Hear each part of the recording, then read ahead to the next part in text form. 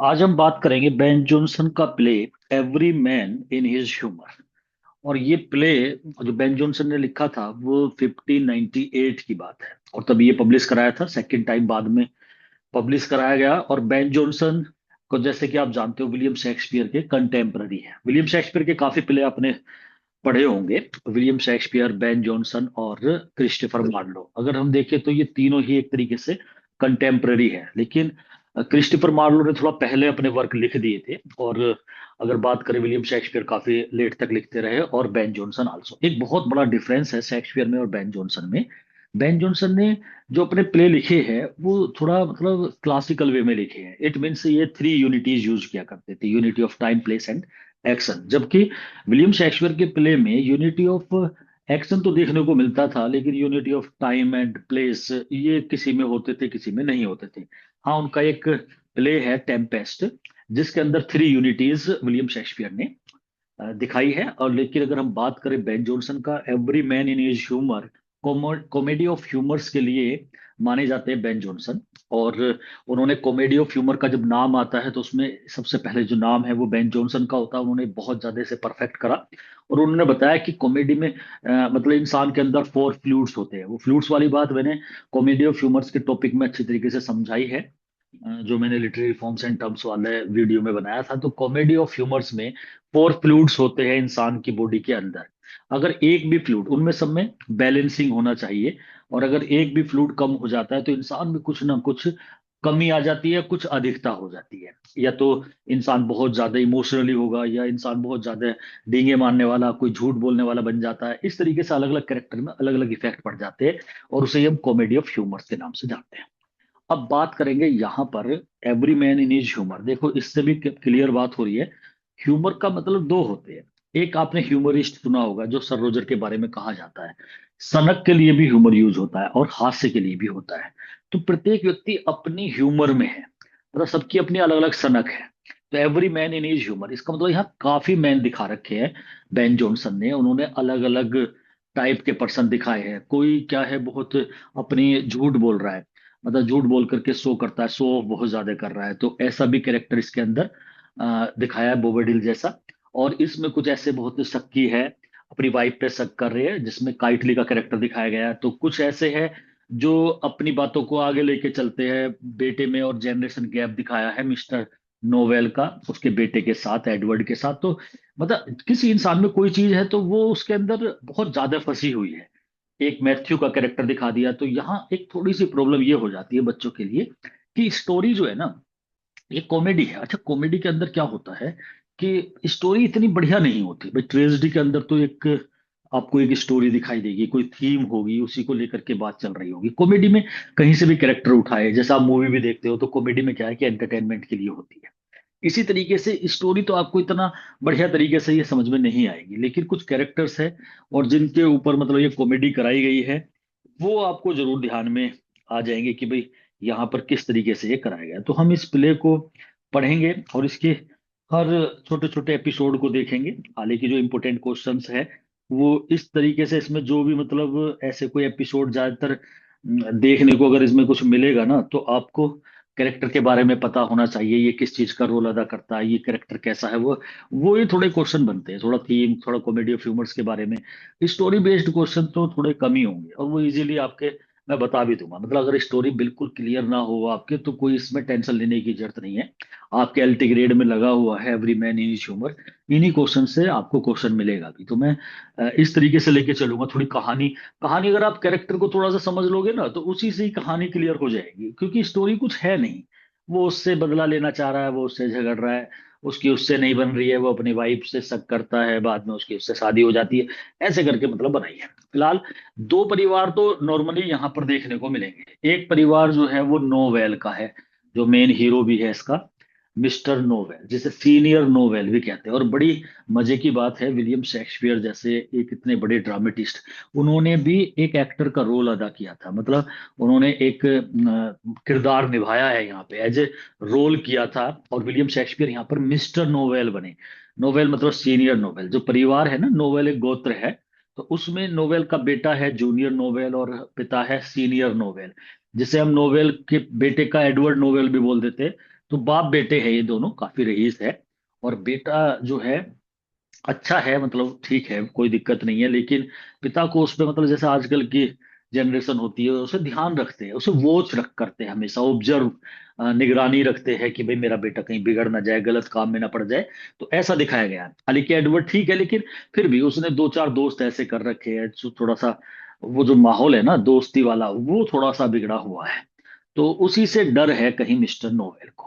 और तो वो हमेशा उसका ध्यान रखते हैं। तो एक परिवार के करेक्टर को तो एक तरफ कर लेंगे, नोवेल वाला परिवार है, और एक काइटली का परिवार है, इन दोनों को देख लेंगे, तीन चार कैरेक्टर अलग से होंगे।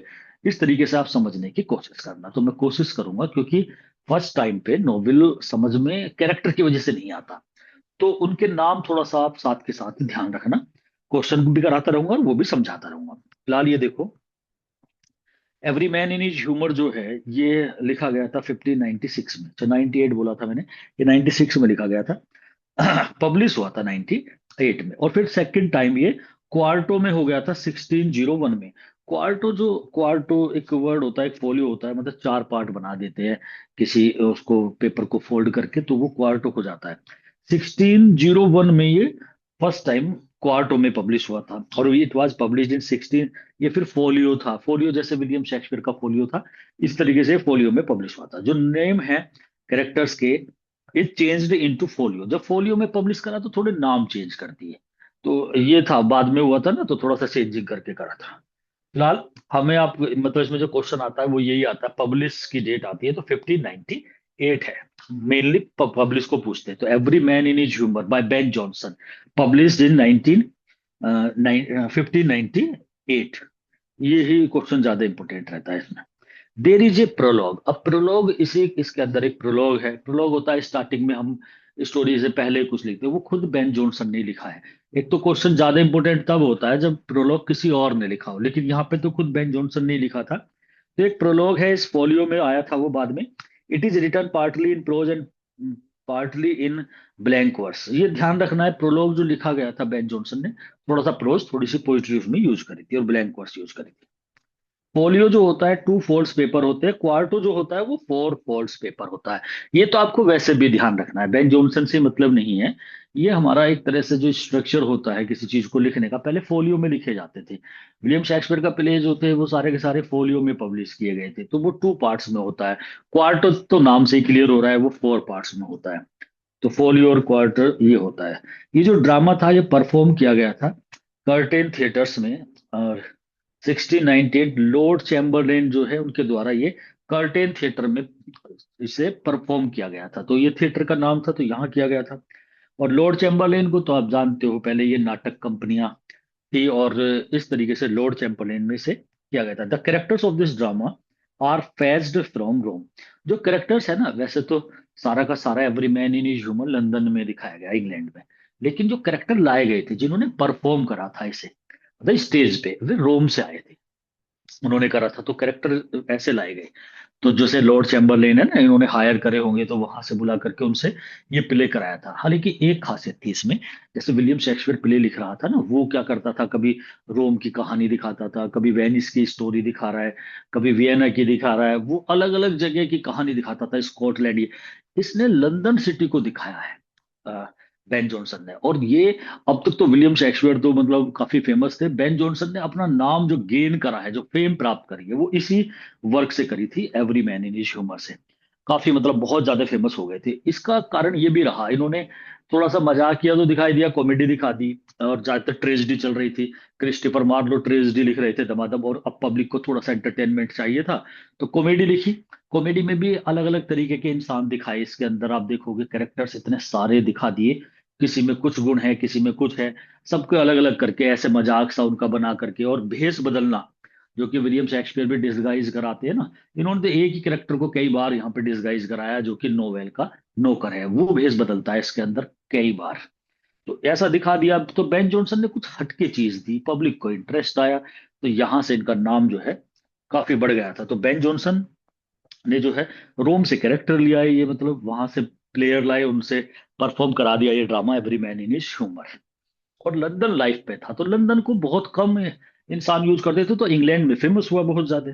Ben Jonson has dedicated this play to the most learned and honoured friend master Camden और क्लेरिनेक्स। ये इन्हें मतलब अपने फ्रेंड थे इनके, इन्हें डेडिकेट करा इस प्ले को। ये क्वेश्चन इंपोर्टेंट हो जाता है भाई। कोई प्ले हो या कोई पोयम हो, वो किसे डेडिकेट करिए, जैसे वेस्टलैंड को एजरा पाउंड को कर दिया, तो वो क्वेश्चन बड़े इंपॉर्टेंट होते हैं। वो आपके मतलब होने चाहिए कि भाई ये इसे करा है। जैसे आप उसे देखो, रेप ऑफ द लॉक की बात करेंगे तो अलेक्जेंडर पोप ने किसके कहने पे लिख दिया, और किसे, कैरल था उसका फ्रेंड, उसके कहने से मतलब डेडिकेट कर दिया उसे। तो ये तो क्वेश्चन इंपोर्टेंट हो जाते हैं कि अगर प्ले किसी के कहने से लिखा हो तो वो क्वेश्चन हम किस कहीं भी है, पोयम पे है, नोवेल पे, किसी पे भी है, वो कर देते हैं। या प्रोलॉग और इपिलॉग होते हैं, किसी और के द्वारा दिए जाते हैं, तो वो भी क्वेश्चन इंपोर्टेंट होते हैं। He ends the dedication with the line, इसने ये डेडिकेशन एंड करा इस लाइन को लिख करके, I am sure it will with good man find either praise or excuse and science as your true lover Ben Jonson. ऐसे लिख करके इसने जो डेडिकेट करा था ना अपने फ्रेंड को, तो लास्ट में ये लाइन लिखी थी। अब ये लाइन जो है इस चीज को शो करती है कि ये कितने मतलब अपने फ्रेंड के लिए बोला इन्होंने। और क्या बोला कि ये डेडिकेशन करा इस लाइन के साथ, आई एम श्योर, मैं श्योर हूं, it will with good man find either praise or excuse. ये जो मैं प्ले लिख रहा हूं ना, इट विल गुड, ये गुड मैन के साथ जो अच्छे व्यक्ति होंगे ना, या तो इसकी प्रेज करेंगे या एक्सक्यूज करेंगे, और फिर मतलब अच्छा लगेगा या किसी को कैसा लगेगा, लास्ट में ये बोलता है और साइन करते कर देता है, your true lover Ben Johnson. तो इसने अपने फ्रेंड को लिखा और फिर बाद में साइन कर दिया कि तुम्हारा ट्रू फ्रेंड बेन जॉनसन, ऐसे करके इसने साइन कर दी। The play begins with prologue से होता है, which is an attack on Shakespeare. थोड़ा शेक्सपियर के बारे में इसमें रेफरेंस दिया है। स्वेडलिंग क्लॉथ्स, जो बच्चों के क्लॉथ्स होते हैं, in the prologue refers the Winter's Tale. अच्छा, विंटर्स टेल के बारे में मतलब विलियम शेक्सपियर के प्ले के बारे में इसमें थोड़ा सा इसने मतलब इस प्रोलोग में डाल दिया। तो विंटर्स टेल के क्लॉथ ऑफ बेबीज का जिक्र कर दिया। The words foot and half foot words, ये फुट हाफ फुट वर्ड्स होते हैं ना, जैसे चरण जो होते हैं, तो सिलेबल चरण, तो रेफर्स टू विलियम शेक्सपियर के रिचर्ड थर्ड से कर दिया। कोरस जो है refers to the chorus of Henry fifth था विलियम शेक्सपियर का, उससे उसे कनेक्ट कर दिया। फ्रेज क्रीकिंग थ्रोन था, वो सिंबलाइन जो प्ले लिखा है विलियम शेक्सपियर ने, उसे उसका जिक्र कर दिया। टेम्पेटियस ड्रम एक तूफानी ड्रम था, उसकी फ्रेज जो है ना, ये विलियम शेक्सपियर के टेम्पेस्ट को रेफर करके, while Davis thinks that it refers to the storm scene in King Lear. लेकिन एक क्रिटिक था डेविस, उसका कहना था कि ये जो टेम्पेटियस ड्रम जो दिया है ना, ये किंग लियर में भी एक ऐसे ही दिखाया गया था, वो तूफान आ गया था वहां पर जब वो लियर को बाहर निकाल दिया गया था, शायद ये उसका जिक्र है। तो मतलब कुछ प्रोलॉग में ऐसी भी चीजें डाली है बेन जॉनसन ने जो विलियम शेक्सपियर से कनेक्ट होती है। तो ये कुछ क्वेश्चन थे इसके। Every man in his humour जो है कॉमेडी ऑफ ह्यूमर से, ये क्वेश्चन सबसे इंपोर्टेंट ही बैठता है इसका। This drama is manifesto of Jonson's dramatic theory. ये मैनिफेस्टो है, बेन जॉनसन का मैनिफेस्टो होता है घोषणा पत्र, इसका मतलब स्टार्टिंग है बेन जॉनसन की इस प्ले को लेकर के। तो ये एक तरीके से मैनिफेस्टो हो गया उसका शुरुआती। The play begins with a prologue से होता है, which is address to the audience by Ben Jonson, खुद ही इसे ऑडियंस को एड्रेस करता है। प्रोलॉग होता है कि वो प्ले स्टार्ट नहीं हुआ है, उससे रिलेटेड कोई बात बोलनी हो कि भाई मैंने ये चीजें उठाई है, शेक्सपियर के इस प्ले से जुड़ी हुई है, या अपने दोस्त को कुछ कहना चाह रहा हो, वो प्रोलॉग में लिख दिया जाता है। तो ये बेन जॉनसन ने ही एड्रेस करा है इसे। This play is a comedy of intrigue, होती है कूटनीति, and also the comedy of character. ये कैरेक्टर की कॉमेडी है, मतलब इसमें सारे कैरेक्टर्स को दिखाया है, उनके ऊपर कॉमेडी, और दूसरा इंटीरियर थोड़ी सी कूटनीति भी यहाँ पर जैसे कि खेली गई है, खुद जो नौकर था उसके द्वारा। तो ये, और खुद मतलब पिता जो है अपने बेटे के प्रति भी एक इंटीरियो करता है, षड्यंत्र सा करके उसकी निगरानी करता है, तो वो में दिखाइए इंटीरियो होता है। वैसे इंटीरियो वाला क्वेश्चन सबसे फिट बैठता है। आप इयागो का जो इंटीरियो हम देखते हैं तो वो होता है हमारा ओथेलो प्ले में, तो वो वहां पे इस वर्ड को काफी यूजेबल है मतलब। और देयर आर 5 एक्ट्स, तो इस कॉमेडी में 5 एक्ट्स है, 5 एक्ट में कॉमेडी है। There are 3 plots in this drama. अब 3 प्लॉट्स है, प्लॉट्स होते हैं अलग अलग कहानी। तो अब इसमें कहानी तीन कौन सी अलग अलग है, 3 प्लॉट्स है। पहला जो डील करता है old father and sun relationship, जो मैं आपको बता रहा था ना कि एक तो एक घर है नोवेल का, तो उसमें पिता है, बेटा है और एक नौकर है। तो वो पिता और बेटे का जो दिखाया है ना, वो उसे किस तरीके से टैकल करता है, उस पर निगरानी करना, मेरा बेटा ठीक। तो एक कहानी, मेन कहानी तो यही है लास्ट तक। फिर वो शादी कर लेता है, मतलब एक लव करता है ब्रिजेट से, बाद में शादी कर लेता है जो बेटा है। तो एक तो एपिसोड ये दिखाया है, तो ये प्लॉट हो गया, मतलब कहानी हो गई। और 3 प्लॉट्स है इसमें। तो फर्स्ट तो ये हो गया बाप बेटे वाला। सेकंड जो होता है वो एक काइटली और उसकी वाइफ को लेकर के है। काइटली को जीलियसी रहती है, वो हमेशा शक करता है अपनी वाइफ पर। उसकी वाइफ थी डेम काइटली। तो काइटली का परिवार और एक परिवार काइटली का है इसमें, और एक परिवार नोवेल का है। आप अब कैरेक्टर की भी बात अभी से स्टार्ट भी कर लो माइंड में। अब आपका काम आया है, अब आपको ध्यान से समझना है। जब आप कैरेक्टर को समझ लोगे ना, तो फिर इसमें कुछ नहीं है, फिर एपिसोड वगैरह कोई इतने बड़े बेहतरीन वाले नहीं है कि आपको बहुत ज्यादा उसमें ध्यान रखना है, कोई ऐसी कहानी नहीं है ना। तो कैरेक्टर को भी समझना है। तो 2 घर दिखा दिए, 2 परिवार दिखा दिए, दोनों पैसे वाले हैं। एक नोवेल का है और एक काइटली का है। अब नोवेल के परिवार में कौन रहता है? एक मिस्टर नोवेल, मतलब पिता हो गया, एक उसका बेटा है, एक सीनियर नोवेल, एक जूनियर नोवेल। और इस सीनियर नोवेल का रोल करा था विलियम शेक्सपियर ने। मतलब जो नोवेल बना हुआ है, पिता जो फादर है, उसका रोल विलियम शेक्सपियर ने करा था, मतलब प्ले जब हुआ था। और उसका बेटा है, जिसे जूनियर नोवेल के बोल दो, या उसका नाम भी है एडवर्ड, तो एडवर्ड नोवेल। तो 2 बाप बेटे ये रहते। इन्हीं में ही एक नौकर रहता है, ब्रेन वॉर्म करके। वो इनका सर्वेंट, जो कि भेष बदलने का काम ज्यादातर उसी का ही है। खूब बहुत ज्यादा कॉमेडी उसी के द्वारा ही देखने को मिलती है।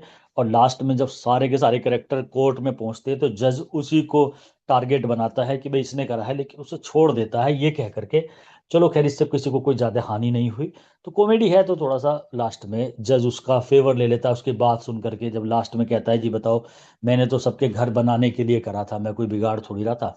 हालांकि वो पैसों का लालची है, पैसे कमाने के लिए भेष बदल बदल के सबका पागल बनाता है। और वही कॉमेडी है। तो सारा का सारा जो है ना, इसी के इर्द गिर्द घूमता है, जो ब्रेन वॉर्म है। तो वो कैरेक्टर ब्रेन वॉर्म का, तो 3 तो ये हो गए इस घर में। एक इसका भतीजा नोवेल का, या आप कजिन कह दो, एडवर्ड नोवेल का कजिन है स्टेफन। उसका है, वो दोनों भाई, ये जो चचेरे भाई है ना, साथ में रहते हैं। तो वो भी मतलब उसका भी कई जगह पागल, वो अपने आप को पता नहीं कितना सूरवीर मानता है, लेकिन होता कुछ ऐसा है नहीं। क्योंकि ये कॉमेडी कैरेक्टर दिखा दिए कुछ बेन जॉनसन ने। तो अब यहाँ पे बात आती है सेकंड, जो ये दिखाया है कि भाई इसमें 3 प्लॉट है। तो एक तो इसी का ही हो गया, बाप बेटे वाला। और एक मिस्टर काइटली, जो अपनी वाइफ पर, जिसका नाम डेम काइटली है, उस पर शक करता है, लेकिन उसकी वाइफ वाकई बहुत अच्छी है, बिल्कुल डेस्डिमोना की तरह है। और बिना मतलब का शक था, अब बाद में सब कुछ ठीक होता है, कोई दिक्कत नहीं होती। और थर्ड डील्स करता है with the love interior between Bridget and young Knowell. इसे यंग नोवेल बोल दो, जूनियर नोवेल बोल दो, एडवर्ड नोवेल बोल दो, एक ही बात है। तो ये जो परिवार में एक एल्डर नोवेल हो गया, एक यंगर हो गया, मतलब एक बेटा हो गया, एक बाप हो गया। तो जो ये ब्रिजिट है ना, ये इस काइटली की सिस्टर है, और काइटली के घर में रहती है। तो काइटली डेम काइटली, अब ये दूसरा परिवार, काइटली, उसकी वाइफ डेम काइटली, और एक हो गई ब्रिजिट, उसकी सिस्टर हो गई। तो ये 3 हो गए इस घर में। और इन तीनों के साथ एक डेम काइटली जो है, इसका भाई, या फिर आप काइटली का साला कह दो, वो भी वेल ब्रेड, उसका भी कैरेक्टर का नाम अभी आएगा। एक वेल ब्रेड है, और एक वेल ब्रेड का कजिन है, मतलब उसका भाई है, डाउन राइट। ये 5 कैरेक्टर एक तरीके से यहीं जोड़ दो काइटली के परिवार में, भाई उन दोनों को भी जोड़ दो, चाहे वो वहां रहे ना रहे हो, बीच बीच में आते हैं। तो वे 2 कैरेक्टर भी, मतलब 2 साले हैं काइटली के, ऐसा समझ लो, या डेम काइटली के भाई समझ लो 2। और उसमें एक वेलब्रेड है और एक डाउन राइट, तो ये दोनों भी वहीं रहते हैं। तो 5 कैरेक्टर मैंने वहां लिख कर दिए, 3 यहाँ करके एक और स्टेफन जोड़ दिया, तो 5 और 4 9 कैरेक्टर। तो आपके ये हो जाते हैं, 3 4 कैरेक्टर अलग से हो रहे हैं। बस इतने से ये काम चलेगा। ठीक है। तो अब यहाँ पर ये ऐसे, मतलब ये कहानी बनती है। तो नोवेल जो है, अब आता है थर्ड। तो 3 इसमें कहानी दिखा दी, मतलब 3 प्लॉट्स है इसके अंदर। तो 2 प्लॉट तो नोवेल से ही जुड़ गए। एक एक में क्या दिखाया है कि जो बाप बेटे की रिलेशनशिप, वो ही चलता है मेन प्लॉट। क्योंकि जो पिता है ना, वो अपने बेटे पे थोड़ा नजर लगाए हुए है। और दूसरा जो प्लॉट है, वो है काइटली के यहाँ पर काइटली अपनी वाइफ पे कैसे शक करता है, जीलियसी करता है कि भाई ये इसका अफेयर है कहीं ना कहीं ऐसे। और तीसरा जो प्लॉट है वो काइटली और इन दोनों घर को जोड़ता है। इसका मतलब जो जूनियर नोवेल है एडवर्ड जिसका नाम है, वो इसके सिस्टर से ब्रिजिट से लव करता है, लास्ट में इनकी शादी भी हो जाती है। तो तीसरा वो हो जाता है। ये तीन प्लॉट इसके अंदर हो गए। अब थोड़ा सा कैरेक्टर को देख लेते हैं और थोड़ी स्टोरी को भी आगे को बढ़ाते हैं। सीनियर नोवेल जो है वो या is an old gentleman, his wife has died.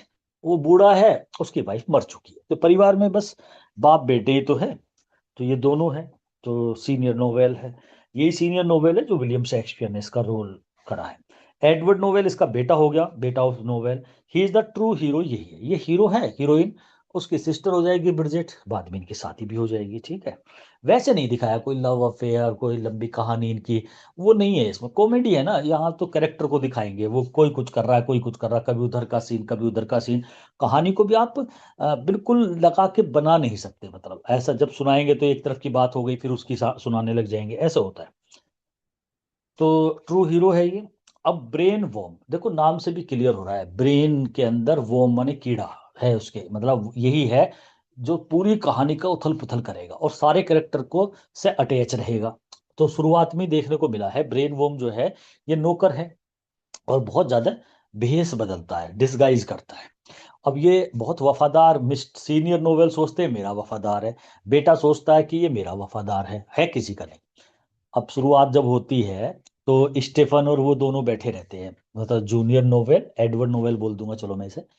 तो एडवर्ड नोवेल जो है वो बैठा रहता है स्टीफन के साथ, अपने कजिन के साथ स्टीफन। और इधर मिस्टर नोवेल जो पिता है वो क्या करते हैं कि वो इस पर ध्यान रखते हैं कि चलो बच्चा पढ़ाई तो कर रहा है, लेकिन फिर देखते हैं अरे यार ये इधर उधर की, एक तो वो पोइट्री पोइट के बारे में इन्हें पढ़ता है, तो इन चीज़ों को वो पसंद नहीं करते कि इनसे क्या फ़ायदा है, ये पोइट पढ़ना ये तो बेकार की बात है, इनसे कोई यूज नहीं है। जिस तरीके से आपने देखा था ना उसमें द स्पेक्टेटर क्लब में, कि वो जो कैरेक्टर था उसका इनर टेम्पलर का, तो जो लो स्टूडेंट था वो आया था कि भाई मैं लो पढ़ूंगा, माता पिता ने भेज दिया, वहां पे फिलोसफी एरिस्टोटल को पढ़ रहा है, प्लेटो को पढ़ रहा है, तो और ड्रामा देख रहा है, ऐसे ये करता है।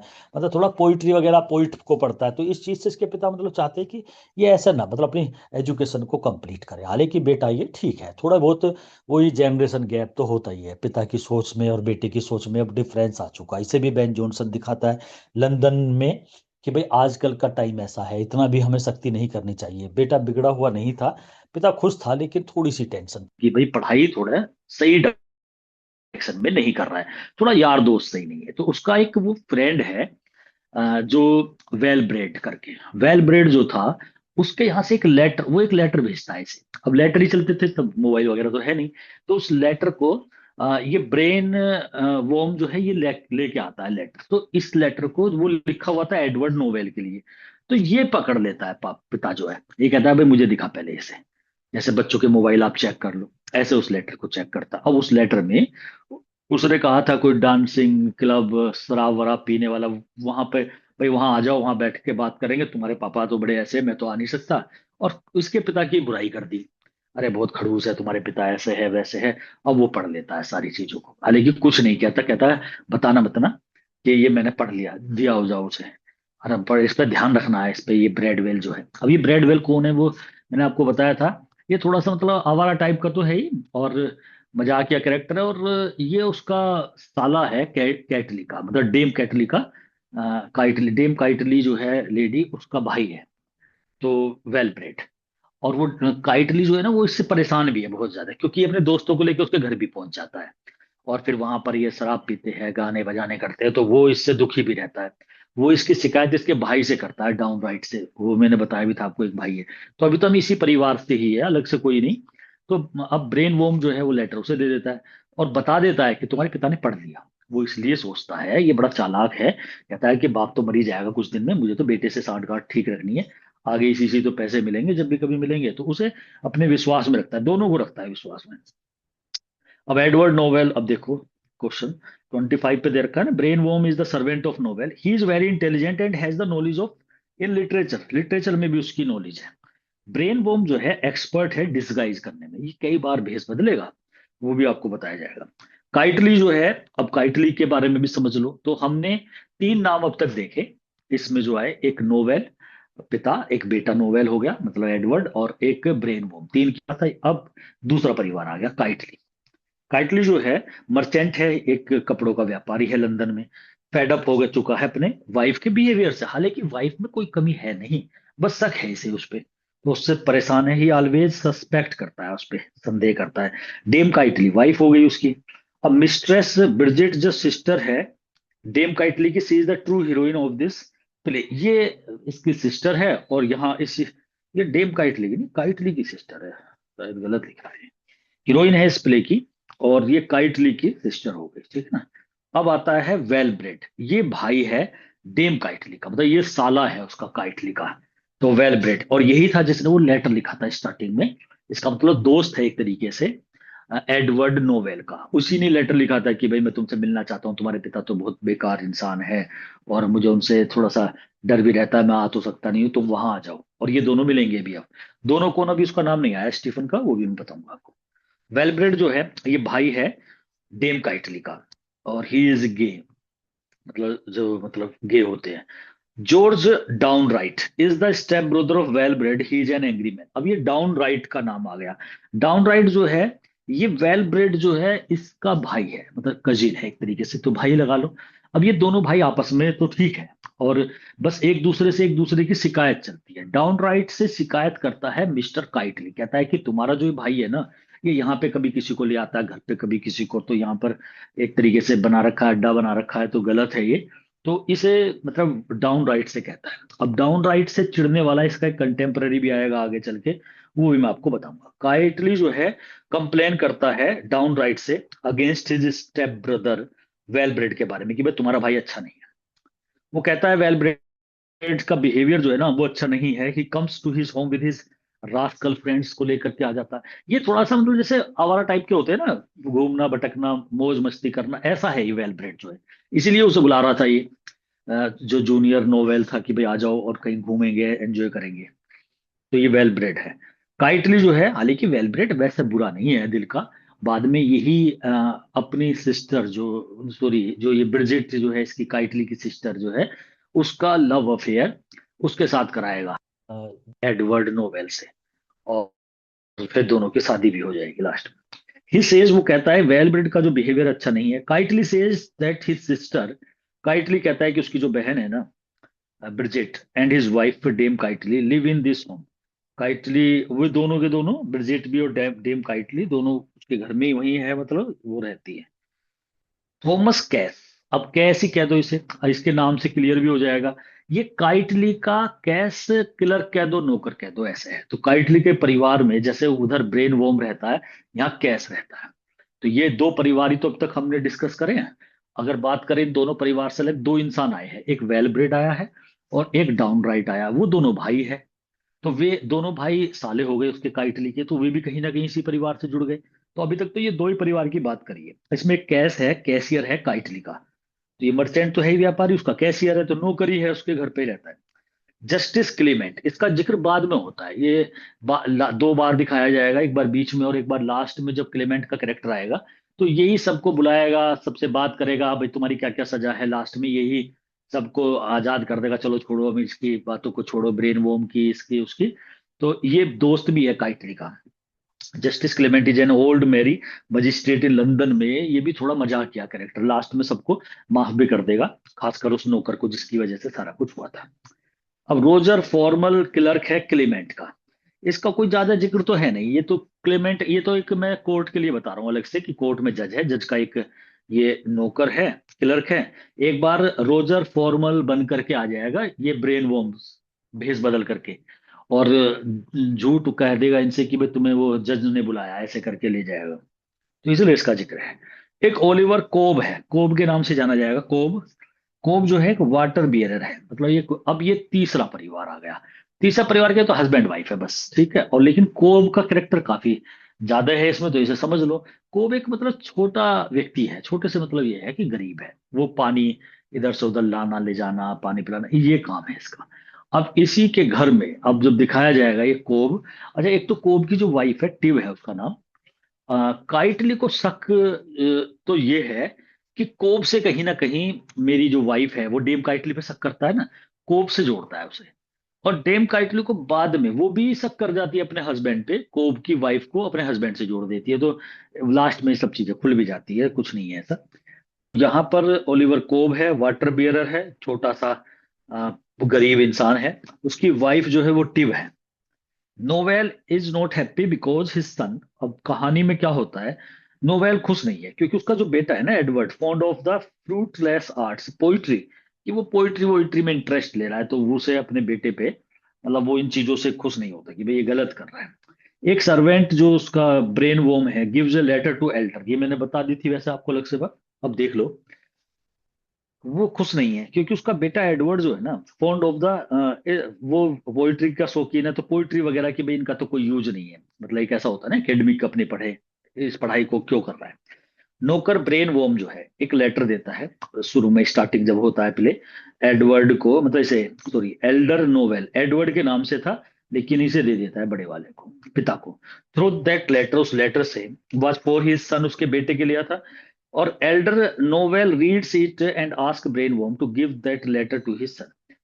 एडवर्ड, ये एल्डर, सॉरी, एल्डर नोवेल मतलब पिता जो है उसे पढ़ता है और फिर कहता है उससे, जाओ मेरे बेटे को दे दो, उसी का ही है ये। और वो पढ़ लेता है उस लेटर में, उसके लिए थोड़ा गलत सलत लिख दिया था उसके पिता के लिए भी। ये जो लेटर था ना, ये एल्डर नोवेल को दिया गया, क्योंकि only Knowell was written on this letter, इस लेटर पे नोवेल लिखा हुआ था, तो उसे दे दिया था उसका छोटे वाले का, बेटे का। ब्रेन वोम जो है gives that letter to younger Knowell को देता है, उसे इन्फॉर्म कर देता है that elder Knowell has already read it, जबकि मना करा था, बताना मत ना उसे, फिर भी बता देता है। Wellbred wrote that letter, अब ये लेटर किसने लिखा था, ऐसे क्वेश्चन बन जाता है कभी कभी, जो वो लेटर था वो किसने लिखा था, तो वो वेल ब्रेड ने लिखा था, क्योंकि ऐसे तो कोई क्वेश्चन जो है ना इसमें कहानी रूप क्वेश्चन बनेंगे नहीं, मतलब जहां तक है ना, ऐसे ही है ना, कॉमेडी है ये। वेलब्रेड ने ये लेटर लिखा था, वो चाहता था एडवर्ड को अब उसके घर से बाहर आ जाए, वो कहीं घूमने चलेंगे एंड एंजॉय करेंगे, मतलब इस तरीके से था। He wrote many harsh words, कुछ कठोर शब्द लिख दिए थे सीनियर नोवेल के लिए उस लेटर में। अब ये स्टीफन का जिक्र अब हुआ यहाँ पर, मैं तो पहले से जिक्र कर चुका हूँ, ये कजिन है, मतलब इसका भतीजा है, बड़े जो नोवेल है, पिता का भतीजा कह दो या उसका कजिन कह दो, चाचा का लड़का है एडवर्ड का। तो स्टीफन कजिन है एडवर्ड नोवेल का। Stephen and Edward meet the man who sent that letter, मतलब वेल ब्रेड ने जो लेटर भेजा था, ये दोनों उससे मिलते भी है, एंजॉय करते हैं, सब इकट्ठे रहते हैं वहां पर। वहां कुछ और भी इंसान आएंगे, उनके बारे में भी बताऊंगा। Stephen is interested in hunting, अच्छा ये हंटिंग में इंटरेस्ट रखता था, शिकार विकार में। ये किताब भी पूछता है एडवर्ड के घर पे, शुरुआत में सुबह जब स्टार्टिंग में वो लेटर वेटर चलता है ना, तब ये घर पे ही था। तो इसने उससे कहा था भाई मुझे कोई हंटिंग की बुक दिखा दो, जब ये पोइट्री पढ़ रहा था। तो इस बात से भी उसका पिता खुश नहीं है कि ये क्या बिना मतलब हंटिंग की, पोइट्री, इन चीजों को पढ़ने से कोई लाभ थोड़ी है। तो वो उस चीज से मतलब बिल्कुल भी खुश नहीं थे। तो no senior Knowell orders Brainworm to keep an eye on younger Knowell. अब सीनियर नोवेल ब्रेनवेल जो है ये, ब्रेन वोस है, सॉरी वेल नहीं है, ब्रेन वोस से, ब्रेन वोम को ऑर्डर करते हैं कि भाई तुम एक काम करना, एक नजर रखो मेरे बेटे पर। और ब्रेन वोम जो है takes the favour of Edward, वो एडवर्ड का फेवर लेता है, क्योंकि he knows Edward will be the real owner after the death of his father, कि भाई लास्ट में यही तो वारिस बनेगा, तो वो उसका पक्ष रखता है, बता देता है वो सारी बातें। तो ये भी दिखाया है इसमें। तो ब्रेन वेल जो है, ब्रेन वॉर्म जो है, वो बहुत ज्यादा मतलब इन चीजों में होशियार है। Knowell was worried about his son who wants to be a poet, कि यार ये पोइट वोइट बनना चाह रहा है, वो इस चीज को लेकर के बड़ा चिंतित था कि भाई सीधा सीधी पढ़ाई करे, जो पढ़ना। ये दिखाया है कि मतलब एक माता पिता का भी जो परेशानी थी उस समय की, वो जो बेन जॉनसन है उसे भी दिखाने की कोशिश करते हैं कि बच्चे अपनी मर्जी से किधर को भी चल देते हैं। नोवेल टेक्स एन ओथ, वो कसम खाता है that he will leave his son free, कि वो बेटे को छोड़ देगा free, choose his career according to his wish, मतलब बाद में अब माता पिता क्या करे, बाद में यही है कि भाई जैसे चाहे वैसे करो, कि भाई मैं तुम्हें नहीं टोकूंगा, मतलब हालांकि वो कुछ गलत भी नहीं करता। अब दो एक कैरेक्टर और है, बस इन्हें और करना है आपको, दो कैरेक्टर और है, और उसके बाद में फिर कैरेक्टर की दिक्कत खत्म हो जाएगी। अब तक के तो देखो सारे कैरेक्टर आपके समझ में आ गए होंगे, पहले मैं दोबारा रिवाइज करा दूं। एक परिवार मैंने नोवेल बताया, उसमें बेटा और बाप मिस्टर नोवेल, और एक एडवर्ड नोवेल, ये हो गए। उसी में एक नौकर हो गया ब्रेन वॉर्म, जो भेष बदलने वाला काम करता है और पूरी कहानी को घुमाएगा, ब्रेन वॉर्म हो गया। तीन जने हो गए। उसी में एक इसका भतीजा हो गया या चचेरा भाई हो गया एडवर्ड का, स्टीफन। जो कि हंटिंग वंटिंग, वो भी मतलब थोड़ा सा आवारा टाइप का ही लड़का है। तो ये चार इंसान मैंने नोवेल के परिवार में बताए। अब दूसरा परिवार ले लो। एक काइटली का परिवार है, काइटली, मिस्टर काइटली। उसकी सिस्टर है ब्रिजेट, वहीं रहती है। उसकी वाइफ है डेम काइटली। वो अपनी वाइफ पे शक करता है। डेम काइटली के दो भाई दिखा दिए, या मिस्टर काइटली जो है उसके दो साले हैं। इसमें एक वेल ब्रेड है जो लेटर भी लिखता है एडवर्ड को स्टार्टिंग में, थोड़ा आवारा टाइप का है। एक डाउन राइट है, उससे शिकायत करता है कि तुम्हारा भाई भी बार बार यहाँ पे अपने दोस्तों के साथ आ जाता है। तो ये हो गए मतलब एक तरीके से तीन और दो पांच। और एक उसका नौकर या कैशियर है जिसका नाम कैसी है। तो छह इंसान वहां हो गए, और चार यहाँ हो गए, 10 तो ये हो गए। एक दो हस्बैंड वाइफ और बताए हुए, गरीब है कोब, और उसकी वाइफ टिप। तो 10 और 2 12। अब यहाँ पर एक दो दोस्त और लगा लो आप। दोस्त क्या है मतलब, एक उससे दूसरे से पैसे ऐंठता है। तो एक मैथ्यू है, master Matthew. Town gull goes to Cob's. Town का गर्ल बोल देते, मस्खरा, मजाकिया, कॉमेडियन, मूर्ख। तो ये जैसे एक मूर्ख का कैरेक्टर विलियम शेक्सपियर भी डालता है, ऐसी यहाँ पर मास्टर मैथ्यू है। पैसे तो है इसमें। एक थोड़ा सा मतलब सिरफिरा सा व्यक्ति है, और इस शहर में रहता है। और गोज टू कोब के घर जाता है वो, and is surprise to know, Cob तो गरीब है, वो तो एक तरीके से पानी ढोने वाला है, उसके यहाँ जाता है और सरप्राइज हो जाता है जान करके कि कैप्टन बोबाडिल जो है वो कोब का गेस्ट है, and he is laying on the bench पर पड़ा हुआ है। तो अब ये कैप्टन बोबाडिल और मैथ्यू, इन दोनों को इकट्ठा ध्यान रखना आपको, दोनों अलग अलग कैरेक्टर है, एक किसी भी परिवार से जुड़े हुए नहीं है। कैप्टन बोबाडिल जो है, ये कैरेक्टर दिखाया है कि किस तरीके से झूठी अपनी शान दिखाना, कि मैं पता नहीं कितना, कैप्टन नाम है ना, कभी कैप्टन उसमें फौज वोज में रहा होगा, तो वहां पे तो कुछ कर नहीं पाया। अब सबको ऐसे दिखाता है कि मैं कितना बड़ा वो हूँ, मैं तो बहुत ज्यादा फ्रीडम फाइटर, लड़ाई झगड़ा, तलवारबाजी, ये सब करना उसके कुछ बस की नहीं है। वो बहुत झूठ झाट बोलता है। मैथ्यू जो है, इसका झगड़ा उस डाउन राइट से है। डाउन राइट तो आप समझ गए होंगे ना, वो जो वेल ब्रिड का भाई है, जिससे शिकायत करता है काइटली कि तुम्हारा भाई ऐसे ऐसे आता है वेल ब्रिड। तो वो जो डाउन राइट है, उससे मैथ्यू का कुछ अपना झगड़ा है पर्सनल, तो वो बदला लेना चाहता है उससे। तो वो कैप्टन बोबरडिल से कहता है भाई तुम मेरी मदद करो इसमें। अब कैप्टन बोबरडिल को ढूंढ रहा था, तो वो कोब के घर पड़ा हुआ है, गरीब के उसके। तो कैप्टन बोबरडिल जो है, वो पैसे ऐंठता है इससे मैथ्यू से। जैसे आपने एक वो ड्रामा देखा होगा ना, उसमें वो ट्वेल्थ नाइट है। ट्वेल्थ नाइट में क्या होता है कि एक मिस्टर एंड्रू का कैरेक्टर है, एंड्रू एगेसिक, और वो जो उसके चाचा है सर टोबी, तो वो पैसे ऐंठते रहते हैं उससे कि भाई चलो ये पैसे खींचते हैं उससे, किसी तरीके से पैसे इससे मिल जाए, तो उसका पागल बनाते रहते हैं। ऐसे ही यहाँ पर है। ये जो है मतलब एक तरीके से ऐसे ही रोड्रिगो का पागल बनाता रहता है यागो, कि भाई उससे पैसे ऐंठता रहता है कि मैं डैश डिमोना से तेरी शादी करा दूंगा। तो यहाँ पर जो मास्टर मैथ्यू है, ये एक मतलब मूर्ख व्यक्ति है, और कोब के यहाँ पे जाता है, सरप्राइज हो जाता है देख करके कैप्टन बोबर्डिल। कैप्टन नाम लिखा हुआ है, लेकिन इसमें कुछ भी ऐसा नहीं है कि ये कुछ भी लड़ाई झगड़ा होता है, तो बल्कि भाग ही जाता है वहां से। लेकिन इससे कहता है मैं तेरी मदद करूंगा, अरे मेरे पे तो पता नहीं कितनी चीजें हैं, मैं तुझे ऐसे करा दूंगा और तेरा बदला लूंगा मैं डाउन राइट से, तो पैसे हटता है इससे। तो ये दो करेक्टर बस, और ध्यान रखने हैं आपको, और ज्यादा कुछ नहीं। और एक वो जज था, और एक उसका वो था जो नीचे रहते जज के स्टेनो टाइप में क्लर्क था उसका। तो ये करेक्टर है मास्टर मैथ्यू। अंकल है। वो जो जाता है वहां पर, और कैप्टन बोबर्डिल उसके यहाँ गेस्ट था। कैप्टन कैप बोबर्डिल पूरा नाम हो गया, इज द पेइंग गेस्ट है, वो कोब के यहाँ रुका हुआ है। He came to in this home before 3 days, 3 दिन हो गए। Bobadill has learned all the quotations of Spanish tragedy by Thomas Kyd. Thomas Kyd ने स्पेनिश ट्रेजेडी, ये तो क्वेश्चन वैसे भी आ जाता है अलग से भी, कि स्पेनिश ट्रेजेडी किसने लिखी थी, तो थॉमस काइट ने लिखी थी।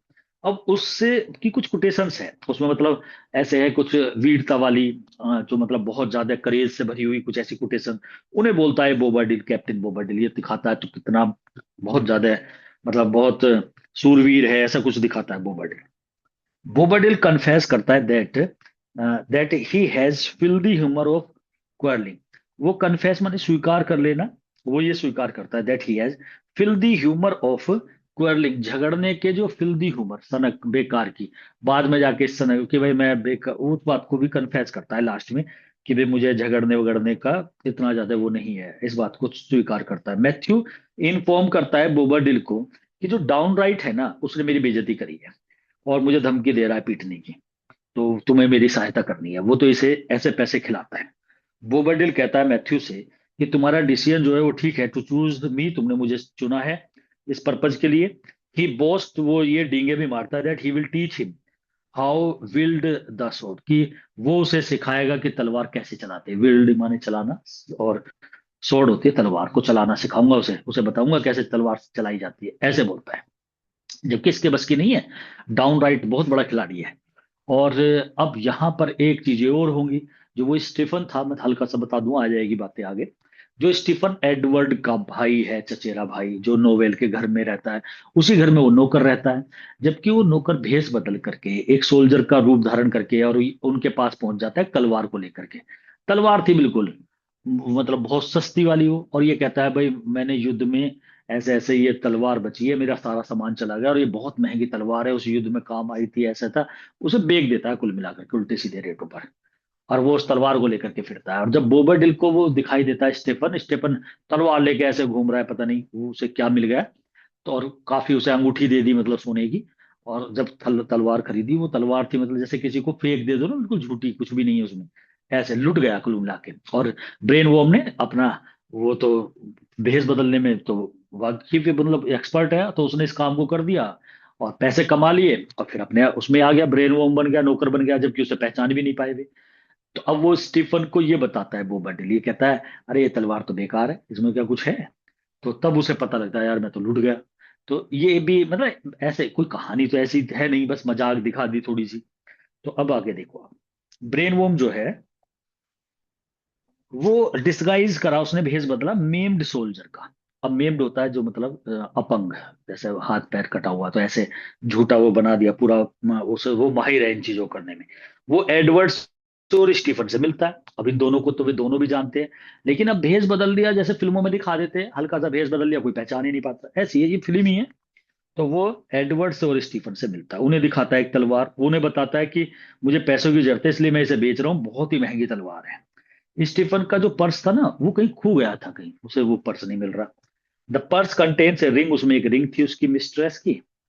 और mistress Mary, Stephen gives that ring and buys that costly shot. अब उसमें एक रिंग थी, पैसे थे, भी तो चोरी हो गए, एक हाथ में थी रिंग, वो दे करके वो उसे खरीद लेता है महंगी तलवार को। अब बताओ, उस पे वैसी चीजें खत्म थी और उस तलवार को बिना मतलब बेकार की तलवार बेच के चला गया। Brainworm ask for beer and money, but the elder Knowell calls him for begging.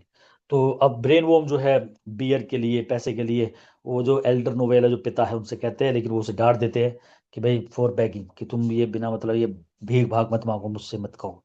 Matthew, Bobadil, Wellbred, Edward, Stephen are in a bar. अब ये बार में जो लेटर लिखा था ना, बार बार में आ जाओ तुम, इस तरीके से, तो वे दोनों पहुंच गए। वे पहुंच गए तो वहां पर ये मैथ्यू और बोबाडिल भी पहुंच गए, वेल ब्रेड भी वही है, एडवर्ड और स्टीफन भी पहुंच गए साथ। सारे बार में है, सब एंजॉय कर रहे हैं। कैप्टन बोबरडिल जो है, वो उस तलवार को वहीं पर देखता है स्टीफन की, और कहता है that it is worthless sword, अरे तो बेकार है, इसमें कुछ नहीं है। सारे पर्सन उस पे फिर स्टीफन पे हंसते हैं, कहते हैं कि he has been be fooled by clever maimed soldier, अरे वो जो सोल्जर था ना उसने तुम्हारा पागल बना दिया। तो ये मतलब एक थोड़ा सा हंसी की वो चलती है यहाँ पर। बोबरडिल जो है, उसे टोबैको पसंद है, तंबाकू इम्प्रेस करता है। And impresses Stephen by telling him about the qualities of his different kind, बताता है मैं कितने वो telling about the qualities of its different kinds, tobacco के बारे में बताता है कि भाई कितने प्रकार के मतलब ये होते हैं। और वो टोबैको वहां पे वो वहां तो बार था, यही चल रहा था वहां पे, तंबाकू हुक्का बार जैसे होते हैं, शराब वराब सब चल रही थी। Cob has a doubt that something is going on between Bobadil and his wife. अब कोब जो है, क्योंकि वो बोबरडिल इसके यहीं पर रुका था, तो उसे ये था कहीं मेरी वाइफ, सब एक दूसरे पे शक कर रहे हैं अपनी वाइफ को लेकर के, इसे भी शक था कि ये यहाँ क्यों रुका हुआ है। कोब ओपनली कंडेम करता है the use of tobacco and Bobadil beats को। अब वो उसके टोबैको को मना करता है, तो बोबरडिल उसे पीटता है। Bobadil is the friend of Wellbred का फ्रेंड है बोबाडिल जो है, ठीक है ना, वेल ब्रेड का ये फ्रेंड है। और इसी के भाई को पीटने की सोच रहे हैं। उसके कहने से, मैथ्यू के कहने से। बोबाडिल ऑलवेज टेक्स फॉल्स वॉज, वो झूठी झूठी कस्में खाता रहता है। ओल्ड सोल्जर है, ही ऑलवेज बोस्ट, डींगे मारता है, झूठ बोलता है, मैंने ऐसे करा वो से, ये सब दिखाया गया हमने। ऐसा ना, ये कॉमेडी ऑफ ह्यूमर्स में होता भी यही है कि वो फोर फ्लूइड्स, मतलब एक इंसान में जो कमी होगी ना, वो बहुत बहुत ज्यादा बड़े स्तर पे होगी और वो लास्ट तक रहेगी। कोई झूठ बोलने वाला, आपने कुछ ऐसे इंसान देखे होंगे जो बड़ी डींगे मारते हो, डींगे मारती है मरते दम तक ऐसे ही करते रहेंगे, सुधरेंगे नहीं कभी भी। वही चीज होती है। बोबाडिल जो है फ्रेंड है वेलब्रेड का, और बोबाडिल ऑलवेज कस्में खाता है और बूढ़ा है। मैथ्यू जो बोबाडिल के साथ रहता है, वेलब्रेड, डाउनराइट, ये दोनों भाई हो गए, एडवर्ड और स्टेफन हो गए, और Brainworm gather in a house of Kite. Kitely के घर, काइटली को तो वैसे भी पसंद नहीं था मेरे घर पे कोई आए। वो चला गया जज से मिलने के लिए, सारे के सारे उसके घर पहुंच गए, वहां पे ये सब ऐसी बहसबाजी मजाक ठट्टे ये सब। मास्टर मैथ्यू जो है वो एक पोइट है। He puts the poems of others in his pocket में पोएम्स रखता है, and reads them before Bridget to impress her. ये उस ब्रिजिट को, जो कि एडवर्ड से लव करेगी, शादी करेगी बाद में, उसे इम्प्रेस करने के लिए उन पोएम्स को पढ़ता है। Everyone comes to know that he is not a poet. अब सबको पता लग जाता है, अरे ये पोइट नहीं है तो किसी और की पढ़ रहा है। मैथ्यू फ्लर्ट्स, जबकि वो था एक पोइट बनने की उस पर चल रहा था ना एडवर्ड। मैथ्यू फ्लर्ट करता है मिस्ट्रेस ब्रिजिट को and wants to get married with her, but she loves Edward Knowell. वो एडवर्ड नोवेल से लव करती है, तो वो उसे इम्प्रेस करना चाहता है। On the advice of Wellbred की एडवाइस से ब्रेन वोम कहता है काइटली से that Clement is calling him. अब वेलब्रेड ये कहता है तुम मेरे से जीजा को यहाँ से ले जाओ। तो ब्रेन वोम से कहता है, ब्रेन वोम क्या काइटली से कहता है कि तुम्हें क्लेमेंट जो है ना वो बुला रहे, तुम वहां चले जाओ। तो ये वहां चला जाता है, और जाने के बाद ये कह के, और ये वेलब्रेड क्यों कहता है, वेलब्रेड को बात करनी थी उसकी सिस्टर ब्रिजेट से। किसके लिए? अपने दोस्त एडवर्ड के लिए, शादी के लिए बात करनी थी। तो उसे काइटली का वहां से एब्सेंस चाहिए थी, तो उसने ब्रेन वोम से कहा तुम इसे झूठ बोल दो कि तुम्हें वो बुला रहा है, मैं तब तक इससे बात कर लूं। तो वो जब अब उससे ब्रिजेट से बात करता है, क्योंकि अ, अब ये यहाँ पे बात करेगा इससे शादी की। वेलब्रेड बताता है डेम काइटली को that something is going on between Kitely and Cob's wife. अब ये वेलब्रेड इसके दिमाग में भी डालता है, अपनी सिस्टर के माइंड में, डेम काइटली के, कि कुछ गलत चल रहा है गोइंग ऑन बिटवीन काइटली के और कोब की वाइफ जो टिव है। तो काइटली तो पहले से ही अपनी वाइफ पे शक करता है, अब वो उसकी वाइफ से ही कह देता है कि इन दोनों में कुछ मुझे लग रहा है। तो डेम काइटली क्या होती है, वो कोब के घर चली जाती है। अब ये तो गई कोब के घर, समझ लो आप। मतलब देखो कहानी कैसे बनाई है, उस घर में से बात करनी थी कि अलग से बात करूंगा ब्रिजेट से। तो इसने अपनी सिस्टर को तो भेज दिया ये कह करके कि अरे वो काइटली नहीं है, वो शायद कोब के घर गया हुआ, उसकी वाइफ से उसका कुछ अफेयर है, मतलब ऐसे बोल दिया। तो डेम काइटली को कोब के घर भेज दिया, एक बात। और काइटली को पहले से ये था कि कोब से कुछ मेरी वाइफ का गलत चल रहा है या कहीं चल रहा है ऐसे। तो वो वहां चला गया है उधर, उसे भेज दिया उधर, और ब्रिजेट से खुद बात करनी थी एडवर्ड को लेकर के। तो डेम काइटली चली जाती है कोब के घर, एंड ब्रिजेट जो है वो एलोन है। वेल ब्रेड अब उसे कहता है ब्रिजेट से कि Edward loves her and wants to marry with her, शादी करना चाहता है, उससे तैयार कर लेता है। ब्रेन वोम जो है, जो नौकर है, takes the money from Matthew से पैसे लेता है, बोबाडिल एंड बोबाडिल से, और मैथ्यू दोनों एक साथ ही रहते हैं, उनसे पैसे ले लेता है, वादा करता है कि down right will be arrested. वो कहते हैं भाई तुम किसी तरह से डाउन राइट को अरेस्ट करवा दो। अब डाउन राइट को अरेस्ट कराना का मतलब ये लास्ट चलेगा, मतलब जब वो अरेस्ट होके जाएगा तो फिर सब वहीं पहुंचेंगे कोर्ट में। तो डाउन राइट जो है उसके तो पीछे पड़े हुए हैं ये डाउन राइट के, जो वेल ब्रिड का भाई है, या डेम कैटली का भी भाई समझ लो इसे। तो डाउन राइट को अरेस्ट कराना चाहते हैं, तो ये एक रूप धारण करेगा पुलिस का झूठा, और पुलिस मैन बन करके अरेस्ट वारंट दिखाएगा उसे, उसे ले जाएगा। तो वो देखेगा भी नहीं, मतलब सब उस पर भी डाउन राइट पे आ जाएंगे, भाई तुम किसी के कहने से ऐसी चल दिए, अरेस्ट होके देख तो लेते पहले, अरेस्ट वारंट जो दिया था वो सही है नकली है क्या है। तो ये फिर पुलिस का भेष धारण करके उसे वहीं कोर्ट में ले जाएगा डाउन राइट को, ब्रेन वॉर्म। तो ब्रेन वॉर्म डिसगाइज कर देता है, पुलिसमैन के रूप में आता है, अरेस्ट कर लेता है डाउनराइट को, उसे जस्टिस क्लेमेंट के यहाँ इसे भी पहुंचा देता है। काइटली एंड डेम काइटली, अब ये दोनों husband wife, go to Justice Clement for justice. ये भी तो वही पूछते हैं वो अपनी, मेरी वाइफ गलत है, वो मेरा हस्बैंड गलत है, ये भी उसी, मतलब लास्ट में सब वहीं पहुंच जाएंगे अब एक एक कर करके। जस्टिस क्लेमेंट टेल्स काइटली को बताता है, टेल्स काइटली और उसकी वाइफ को दैट यू आर बिफुल्ड बाय वेलब्रेड। तुम्हारा तो मूर्ख जो बनाया वो वेलब्रेड ने बनाया। एक बात तो ये क्लियर होती है लास्ट में। ब्रेनवॉर्म डिस्क्लोज करता है that he changes his forms many times to get the marriage of Edward and Bridget की शादी कराने के लिए मैंने ये सारे काम करे थे। तो ब्रेनवॉर्म ये कहता है लास्ट में, जब उसे जज पूछता है कैड़ा करता है उसे, सारी बात खुल जाती है, तो कहता है भाई मैंने तो उनकी शादी कराने के लिए करा था। क्लीमेंट ये जज है, was impressed with the cunningness of Brainworm की कनिंगनेस से ये इम्प्रेस होता है, अच्छा ऐसे ऐसे इसलिए करा है इसने।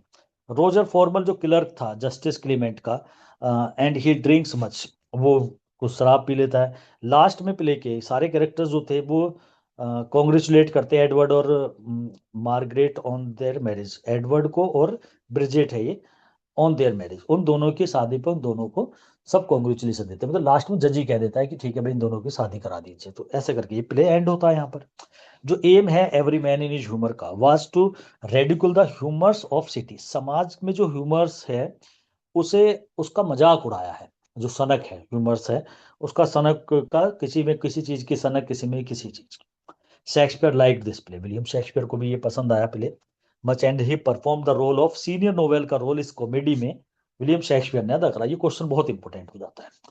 चार्ल्स डिकिंस, ये चार्ल्स डिकिंस वो नहीं है जो मतलब प्ले राइट है, वो तो बाद में, वो तो विक्टोरियन एज में आएगा। Charles Dickens played the role of captain Bobadil का रोल किसने, ये नाम है एक कैरेक्टर का, चार्ल्स डिकिंस, इसने रोल अदा करा था कैप्टन बोबरडिल का। जो एक्शन है प्ले में reflects everyday middle class urban life, जो प्रत्येक दिन मिडिल क्लास अर्बन लाइफ जो होती है थोड़ी अपर लेवल की, उनकी जिंदगी दिखाई है। बेन जॉनसन जो है वो comedy as a tool use करता है टू डिसिप्लिन सोशल मैनर्स को सही दिखाने के लिए उसने इस कॉमेडी को यूज करा है। ये प्ले एक्सपोज करता है फॉल्स ब्रेवरी, झूठे बहादुरी था बोबरडिल जैसे की दिखाई जा रही है ये स्टीफन की, फॉल्स लर्निंग झूठी समझ, एंड फॉल्स लव, और झूठा लव भी देखने को इसमें मिला है। इस प्ले के अंदर जो कॉमेडी है वो डिपेंड करती है मोर ऑन डायलॉग पर एंड विट पर, देन फिजिकल एक्शन इसमें कुछ नहीं है, सब डायलॉग्स वगैरह यही चल रहे हैं इसमें। प्ले क्रिटिसाइज करता है एफेक्टिएशन बनावट पे, क्रिटिसाइज करा है artificial behaviour in city gentleman की, सब बिना मतलब आर्टिफिशियल बिहेवियर करे हुए अपना, बोबरडिल जैसे व्यक्ति है इसके अंदर जो सब ऐसा ही दिखाते हैं। जॉनसन पोर्ट्रेज करता है लंदन सिटीजन्स को दिखाता है मोरली फ्लॉट, उनमें मोरल वाले फ्लो माने दोष है, मतलब नैतिकता वाले दोष है उनके अंदर, फिर भी रिकॉग्नाइजेबिलिटी ह्यूमन, फिर भी वे अपने आप को मतलब एक मानवीय, मतलब हम बहुत अच्छे ऐसे मानते हैं। Every man in his humour जो है ये कॉमेडी एस्टेब्लिश करती है जॉनसन को एज ए ड्रामेटिस्ट के रूप में, डिसिप्लिन वाला, ऑर्डर वाला और मोरल क्लियरिटी वाला, कि भाई बहुत ही अच्छा वो ड्रामेटिस्ट है जो डिसिप्लिन दिखाता है, ऑर्डर व्यवस्था, और मोरल क्लियरिटी जिसमें नैतिकता को स्पष्टता से दिखाया है उसने, ऐसे इसे शो करती है। तो ये था play every man is humour. और इसमें मतलब हमें मेन जो है ना, ऐसा वो नहीं करना, मतलब आप अपने माइंड में इसकी स्टोरी को ज़्यादा पर्सनली ये नहीं सोचना कि भाई बहुत तरीके से हमें कहानी समझ में आनी चाहिए, उसकी कोई जरूरत नहीं है। इसमें जो क्वेश्चन है वो यही है, आपको करेक्टर को थोड़ा सा मैच कर लेना। मैंने आपको बता दिया है कि भाई इसमें करेक्टर को समझने की बात है। दो या तीन परिवार आप समझ लो, एक काइटली का परिवार है जिसमें मिस्टर काइटली है, उसकी बहन है, उसकी वाइफ है और उसके दो साले हैं, और एक उसका नौकर कैस है। साले वेल ब्रेड है और डाउन राइट है। ये तो एक परिवार इधर दिखा दिया। एक नोवेल का परिवार है, मिस्टर नोवेल है, उसका बेटा हो गया जूनियर नोवेल जिसे एडवर्ड के नाम से जाना जाता है, एडवर्ड नोवेल। एक नौकर हो गया जिसका मेन रोल है इसमें, और वो ब्रेन वोम है, नाम याद आ जाएगा, ब्रेन में वोम भरा हुआ है उसके। और एक वहीं पर स्टेफन उसका कजिन हो गया एडवर्ड का। तो ये चार इंसान आप यहाँ जोड़ देना, एक कोब और उसकी वाइफ टिब, दो ये अलग से मतलब बहुत ही निम्न तो यही है, नहीं तो सब अर्बन अपर क्लास के दिखाए गए हैं। एक वो मैथ्यू है और उसका पागल बना रहा है बोबेडिल। तो ये करेक्टर और क्लीमेंट जो जज है, तो मतलब ये करेक्टर के नाम, मुझे उम्मीद है मतलब ड्रामा पढ़ाते पढ़ाते आपके नाम भी ध्यान आ गए होंगे। तो थोड़ा सा बस नाम से ही वो है, और सबके नाम वाम पता हो, थोड़ी सी कहानी का गठजोड़ सा पता हो कौन क्या कराना चाह रहा है, बस इतना ही, ज्यादा डीपली जाने की जरूरत नहीं है, क्योंकि कॉमेडी है। ट्रेजेडी में तो थोड़ा सा स्टोरी पे ज्यादा डिपेंड हो जाता है इंसान, लेकिन प्लॉट जो है ना, वो आपने अरिस्टोटल का भी सुना होगा, उनका मानना है कि ट्रेजेडी में प्लॉट ज्यादा इंपॉर्टेंट होता है और कॉमेडी में कैरेक्टर ज्यादा इंपॉर्टेंट होता है। Character is more important than plot in comedy, and plot is more important than character in tragedy, ये ही बात होती है। इसलिए यहाँ पर कैरेक्टर की वैल्यू ज्यादा है ना कि इसकी थीम या प्लॉट की। तीन प्लॉट बता दिए इसमें, एक कहानी जो बेटे और बाप की चल रही है, और एक स्टोरी जो काइटली अपनी वाइफ पे शक करता है, बाद में वाइफ भी हल्का सा करती है, वो क्लियर हो जाती है फिर बात वहां पे जज के सामने कि ये सारे के किया धरा जो है ना वेल ब्रेड का और ब्रेन वोम का है। और तीसरी स्टोरी जो लास्ट में सक्सेस होती है, शादी हो जाती है जूनियर नोवेल एडवर्ड नोवेल की ब्रिजिट के साथ। तो बस इसी तरीके से इस प्ले को यहीं पर एंड